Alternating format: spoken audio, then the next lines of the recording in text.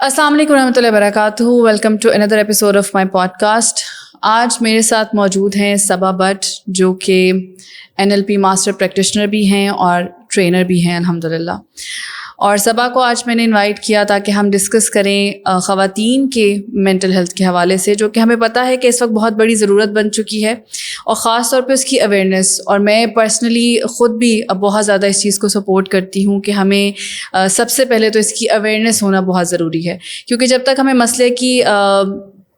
ایک مسئلے کے بارے میں نہیں پتہ ہوتا تب تک ہمیں یہی نہیں پتہ چلتا کہ ہمیں کوئی مسئلہ ہے بھی یا نہیں ہے.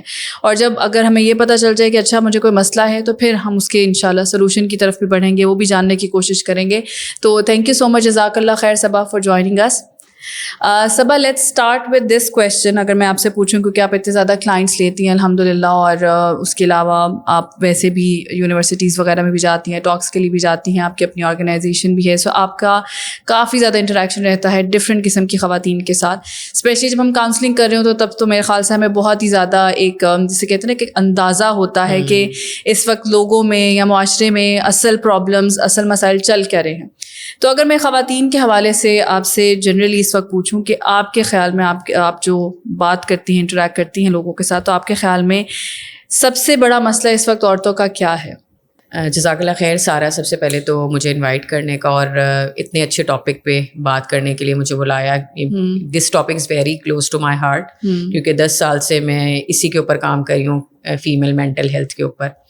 تو اگر ہم بات کریں کہ سب سے بڑا جو مسئلہ ہے فیمیل کا وہ کیا ہے، تو بہت سے لوگ ایکسپیکٹ کر رہے ہوں گے کہ میں اس وقت کلچر کا نام لوں گی کہ کلچر ہے ہمارا ایسا، یا سوسائٹی ہے، یا ہمارے کچھ نارمز ہیں جو ہم لوگ فالو کرتے ہیں. ایز ویل ایز کچھ لوگ یہ بھی سوچیں گے کہ شاید مرد ہیں جو ہمیں آگے بڑھنے نہیں دے رہے. لیکن مجھے ایسا لگتا ہے کہ یہ سب کچھ یہ بہت سیکنڈری باتیں ہیں جن کے بارے میں ہم اکثر بات کرتے ہیں. مینلی جو پریزن ہے، جو عورت جس لوپ میں پھنسی ہوئی ہے یا جو اس کا مسئلہ ہے، وہ سب سے بڑا یہ ہے اس کا انٹرینڈ مائنڈ. ہم اکثر بات کرتے ہیں فزیکل فٹنس کے بارے میں، ایموشنل فٹنس کے بارے میں بھی اکثر اب بات ہونے لگ گئی ہے، لیکن ہم اپنی جو تھنکنگ ہے نا اس پیٹرن کو چینج کرنے کے بارے میں کبھی بھی نہیں سوچتے. اور جو یہ لوپ ہے، یہ جب چلتا ہے عورت کے ذہن میں، تو یہ ایک بہت بڑے ڈیزاسٹر کی طرف لے کے جا رہا ہوتا ہے اس کو آہستہ آہستہ. کوئی بھی عورت اوور نائٹ ایسا نہیں ہوتا کہ وہ صبح اٹھے گی اور اس کو لگے گا کہ مجھے ڈپریشن ہو گیا آج، اور پھر وہ اس ڈپریشن میں وہ زندگی گزارنے لگ جائے گی.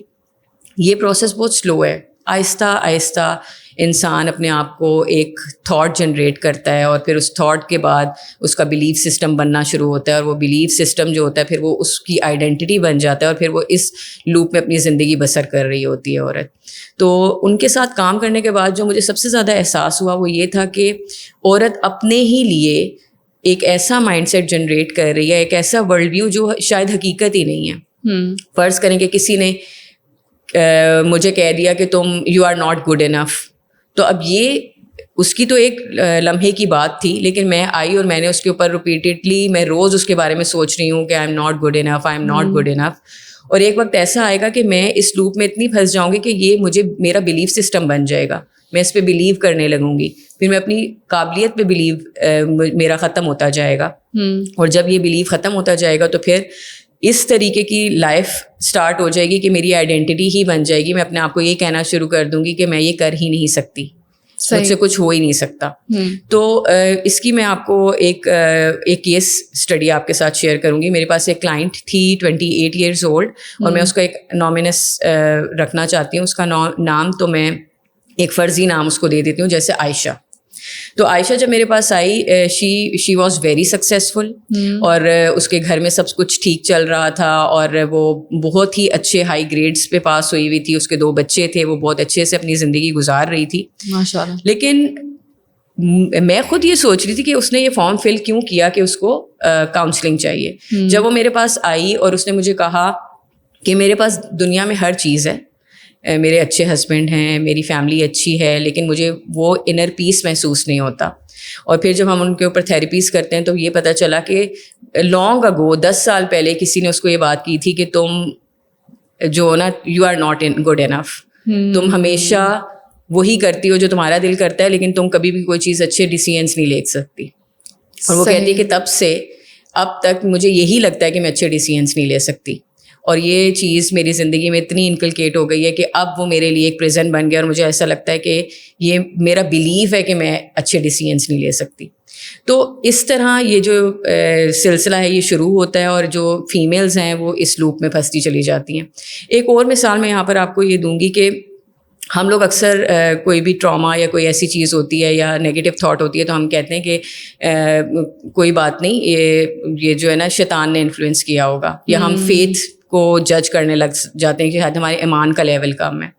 لیکن اگر دیکھا جائے تو شیطان جو ہے نا وہ ہمارے سرکمسٹانسز کو کبھی بھی انفلوئنس نہیں کرتا, وہ ہماری اس تھاٹ کو انفلوئنس کرتا ہے جو ہم بار بار اپنے ذہن میں ایک سٹوری جنریٹ کر رہے ہوتے ہیں, وہ اس کو انفلوئنس کرتا ہے. تو اکثر جو فیمیلز ہیں, کیونکہ ہم فیتھ بیسڈ کاؤنسلنگس دے رہے ہوتے ہیں تو ان کو یہی لگتا ہے جب وہ آتی ہیں کہ ہمارا ایمان کا لیول لو ہے. ایمان کا لیول لو بھی ہو سکتا ہے, اور آگے ہم انشاءاللہ اس کے بارے میں بات بھی کریں گے کہ وہ کون سے ڈائمینشنز ہیں جس کو فیمیلز کی اگر وہ الائن ہو جائیں تو ہم ایک ہیلدی پیسفل لائف گزار سکتے ہیں. تو یہ کچھ وجوہات ہیں جس پہ ہم یہ کہہ سکتے ہیں کہ جو فیمیلز ہیں نا ان کی مینٹل ہیلتھ ضروری بھی بہت ہے, کیونکہ وہ آگے انہوں نے جنریشنز چلانی ہیں, اور صرف ایک تھاٹ سے ہم اس کو موازنہ نہیں کر سکتے. ایک تھاٹ, ہم صرف یہی کہتے ہیں کہ ایک تھاٹ ہی تو تھی اور کسی نے ایک ورڈ ہی تو کہا تھا, تم اس کو بھول جاؤ. لیکن ہو سکتا ہے میں اور آپ اس سے ڈیل کر پاتے ہوں, لیکن کوئی ایسا ہے جو کنیستھیٹک بندہ ہے وہ اس سے ڈیل نہ کر پاتا ہو. تو سب سے بڑا پریزنٹ جو ہے نا انسان کا اپنا دماغ ہے, اور اس کو ٹرین کرنا سب سے زیادہ ضروری ہے.